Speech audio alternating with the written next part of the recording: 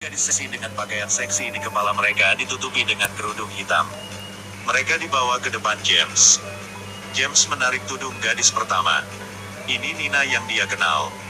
Melihat wajah cantik Nina yang putih, James sangat bersemangat dan langsung memeluk dan mencium. Tapi saat menarik kerudung gadis kedua, wajah James langsung berubah warna. Dia langsung meremas wajah Nina, diikuti dengan tamparan keras. Ternyata James tidak mengenal gadis kedua, Angie. Dia takut Nina yang membawa orang luar ke sini akan mengungkapkan keberadaannya. Angie buru-buru menjelaskan bahwa dia hanya ingin menghasilkan tambah uang. Tapi apakah ada anak panah sudah meregang dan tidak ditembakkan? James segera menjambak rambut Nina. Katakan padanya bahwa selanjutnya adalah waktu penghakiman. Adapun penanganan Angie, dia menyerahkannya kepada dua kaki tangannya melakukan. Mereka memegang tangan Angie dan menjepitnya di atas meja. Mereka sedang mempersiapkan langkah selanjutnya. Kemudian mata Angie tiba-tiba berubah serius. Satu kaki menginjak kaki-kaki tangannya. Berikutnya adalah gerakan menelan terbang di awan, dan membuat dua orang menundukkan kepala untuk meminta maaf. Mengandalkan keunggulan kaki panjang, Angie terus menendang 4 orang kaki tangan. Setelah selesai berurusan dengan preman di lantai bawah, Angie berlari ke kamar James. James sangat bersemangat sekarang, melihat Angie segera mengeluarkan senjatanya. Tapi tembakan pistol ini benar-benar buruk. Setelah dia menembak dengan liar, Angie berhasil menaklukkannya.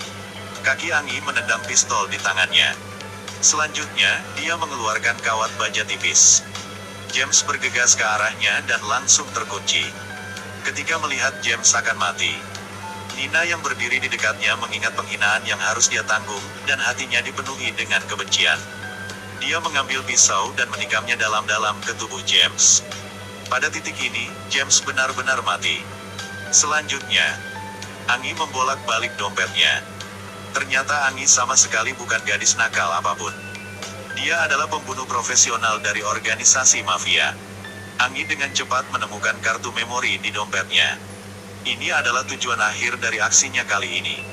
Pada titik ini, Nina mengambil rantai emas yang tergantung di lehernya. Angie menyelesaikan misi dan kembali ke markas untuk menyerahkan. Tapi itu tidak bisa dipercaya bahwa sama sekali tidak ada apa-apa di kartu memori itu.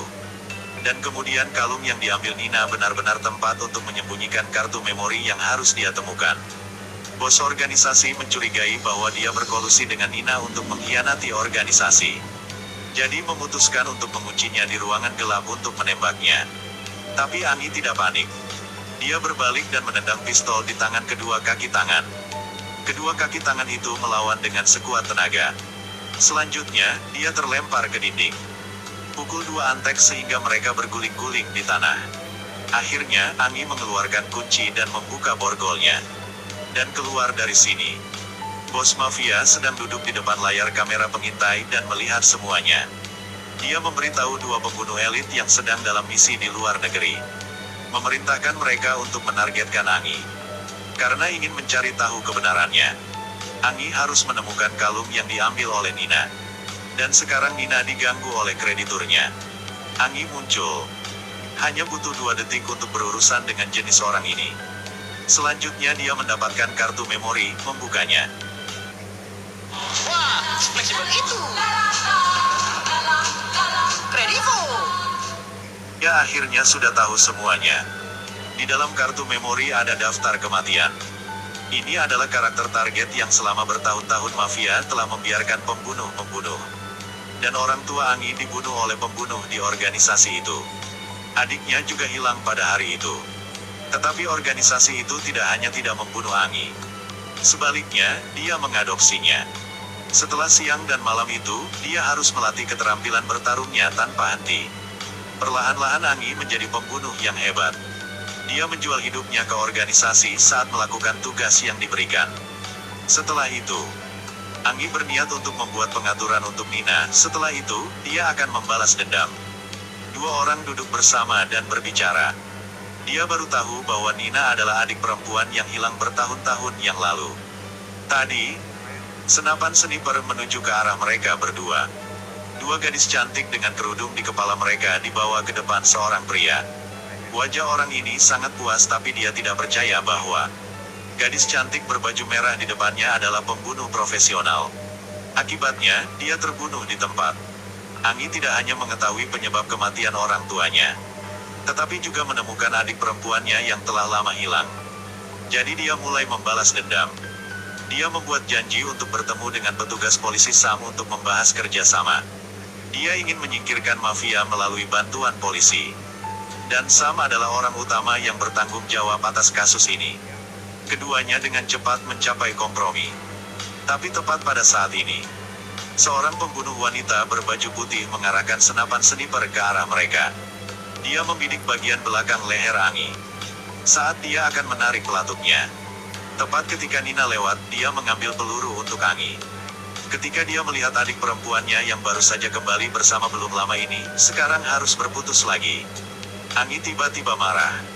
Langsung bergegas untuk melawan pembunuh wanita. Mereka berdua adalah rekan kerja. Mereka semua adalah pembunuh yang dilatih oleh organisasi yang sama. Untuk sementara sulit membedakan pemenang dan pecundang. Jadi Angi pura-pura jatuh. Selanjutnya adalah gerakan mengambil kaki gunting. Langsung melihat pembunuh wanita ke surga barat. Selanjutnya, Sam membantu Angi menguraikan dokumen rahasia. Dia telah menemukan pembunuh Sima yang membunuh orang tuanya bertahun-tahun yang lalu. Adegan berubah. Angi mengenakan Chongsam berdiri di depan Sima. Untuk sesaat, Sima merasa gadis-gadis di lengannya tidak harum lagi.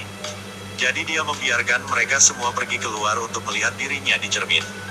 Sima memberi isyarat agar Angi duduk di sampingnya untuk bermain game. Tapi dia sama sekali tidak diduga bahwa masih belum melakukan apa-apa. Kemudian kawat baja melilit lehernya. Sima tidak bisa bernafas dan segera mati seketika. Bawahan mendengar suara Neh jadi bergegas masuk.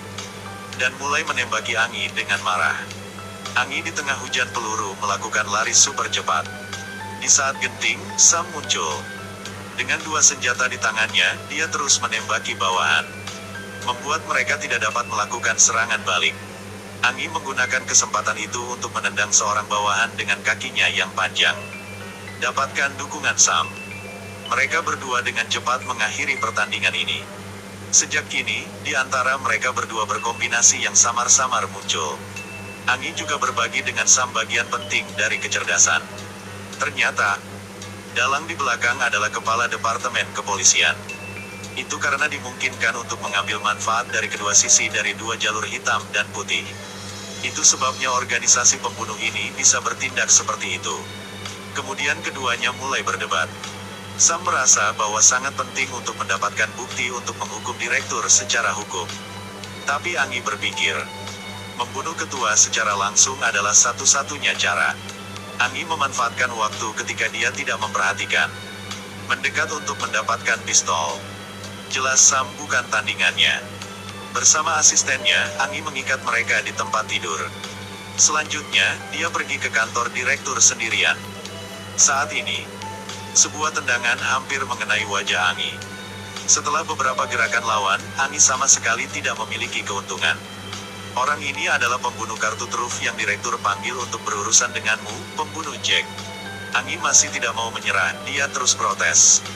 Tapi Jack tidak memberinya kesempatan itu sama sekali. Langsung melemparkannya ke atas meja menyebabkan dia merasakan sakit di sekujur tubuhnya. Lalu dia menendang dengan keras. Angi berguling dari meja ke tanah. Jack menariknya lagi dan melemparkannya ke dinding. Dia melemparkan tendangan lain ke perutnya. Angi menahan rasa sakit dan memeluk kakinya dengan erat. Pilih saat yang tepat untuk menggunakan seluruh kekuatannya untuk menendang tubuh dia. Lalu angkat seluruh tubuh dan lompat. Pukulan kuat menghantam bagian atas kepala Jack. Sementara itu, kepala dengan pistol muncul. Angi menarik tubuh Jack yang masih koma sebagai umpan meriam. Dan dengan cepat berjalan di depan kepala. Meninju kepala departemen, menyebabkan dia berteriak kesakitan. Akhirnya sebuah langkah untuk mengambil nyawanya. Menyebabkan kepala suku terbalik di udara. Kemudian lengannya mengencang di leher kepala. Ketika kepala hampir mati. Tepat pada saat ini, Sam mengambil pistol dan berlari ke dalam. Minta Angi untuk melepaskan kepala departemen. Kepala mengambil kesempatan untuk menyuap Sam. Dia bilang dia bisa memberinya 20 juta. Hanya bantu dia menyingkirkan Angi. Ketika dihadapkan dengan uang sebanyak itu, Sam ragu-ragu. Dan pada akhirnya masih melepaskan tembakan tepat ke arah belakang Angi. Untuk sesaat, kepala merasa seperti dihidupkan kembali. Dia berjanji untuk memberi Sam sebuah villa yang menghadap ke laut. Sam tidak mengerti, bertanya dari mana dia mendapat begitu banyak uang. Sementara tidak sabar.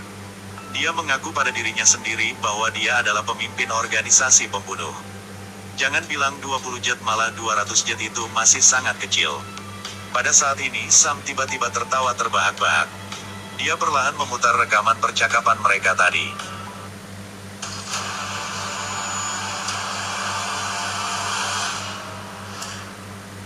Angi yang jatuh ke tanah sekarang perlahan bangkit. Ternyata ini semua adalah sandiwara oleh Angi dan Sam. Angi memiliki sepotong baja di depan dadanya. Itu karena dia ingin memalsukan kematiannya di saat genting. Biarkan kepala menggali kuburnya sendiri. Ketika dia melihat situasinya, dia tidak bisa menolak lagi. Direktur pura-pura menyerah, lalu tiba-tiba mengambil pistol dan menembakkannya ke arah Angi. Sam melihat itu dan segera bergegas mengambil peluru untuk membantu Angi. Angi tidak punya waktu untuk bersedih. Bertekad untuk mendapatkan kembali pistol di tangannya dan menembakkan beberapa peluru ke dadanya berulang kali. Setengah bulan kemudian, Sam telah dipromosikan dan menjadi kepala departemen kepolisian yang baru. Dan Sam juga melarikan diri dari organisasi pembunuh dan menjalani kehidupan yang bebas.